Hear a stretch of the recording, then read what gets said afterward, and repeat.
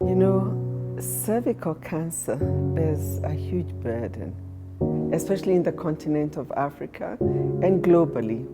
So data shows that it's the fourth most common cancer amongst women the world over. 42 countries carry almost 90% of the burden of disease. So there's a concentration of burden of disease. My background is gynecology.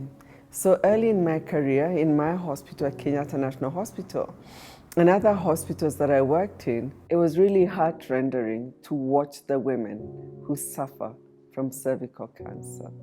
It's a terrible disease to carry. It's painful, very, very painful. The cervix is hidden. It's a mouth of the uterus. And it starts off as a little wound. Then it becomes this huge wound that becomes like a cauliflower. It's full of pus, and then blood starts to pour. And in late stage disease, there's a hole between the vagina and the anus. So she may be pouring urine, she may be pouring feces. And when you listen to the stories of the women, it happens to women when they're older.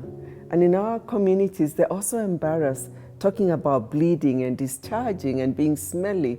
It's associated with sexually transmitted infections. So they stay quiet and only come when the disease has progressed. All that distress need not happen because this is a disease that we know how to prevent. We know what causes cervical cancer. It's human papillomavirus. We have really wonderful low-cost tools for prevention. Currently, we have a vaccine, and we know that one dose works. I mean, that's just amazing, right? One jab, it works. We have secondary prevention. We can test and pick early disease before a woman has any signs. You look at the cervix, it's clean, it's lovely, it's beautiful, and you can take a swab, and a woman can take the swab herself, and you can diagnose human papillomavirus.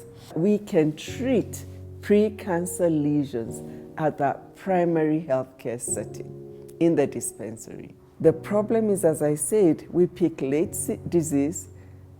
There isn't community awareness. You know, I always say the breast, when you talk to people about breast cancer, hey, we know where the breast is. The cervix is something you have to create a new understanding. And when you say words like vagina, people shy away. It's like you shouldn't say those words. So that discussion doesn't come as easily. So backtrack a little bit. Why is the vaccine so important? Now, we have the possibility to totally eliminate this disease. And it's a preventive vaccine. So if you've had HPV before, it will not protect you from that. But if you haven't had HPV, you get the vaccine. So far, from trials, people who are vaccinated are not getting HPV. So in Scandinavian countries, in Australia, they're seeing less than 4 in 100,000. Amongst the people vaccinated, they're not seeing pre-cancer. It's amazing. I think it's one of the most effective vaccines. And with the current new data of one dose, we have an opportunity in our lifetime to deliver and change women's lives and save women's lives. And I always say, out of experience, most of us know somebody where a woman has died in a family. And we know what happens when a mother dies. And most women who are dying from cervical cancer are age 40 to 50, 55, 60. When their children are perhaps teenagers, they need their mothers. Homesteads need their mothers. Their level of disruption, beyond the very suffering she has of losing her life, society costs and family costs is immense.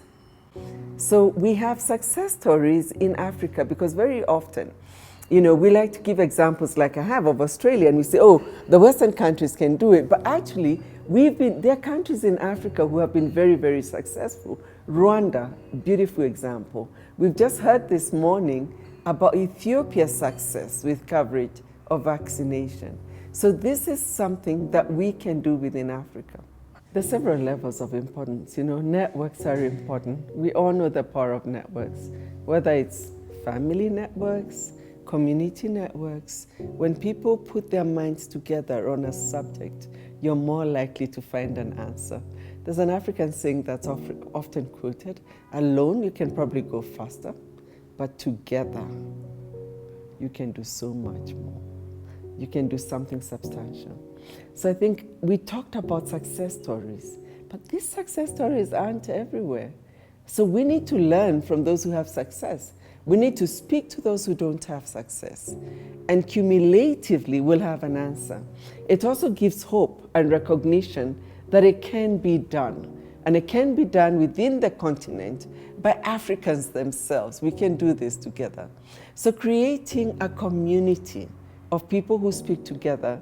And you know, in meeting, you create relationships. After the meeting, I can reach out so much more easily to somebody else. Say, you spoke about this, how did you do that? How's your country doing now? And we can expedite our goal to elimination, and we can do it faster and save more women who don't need to be suffering or dying.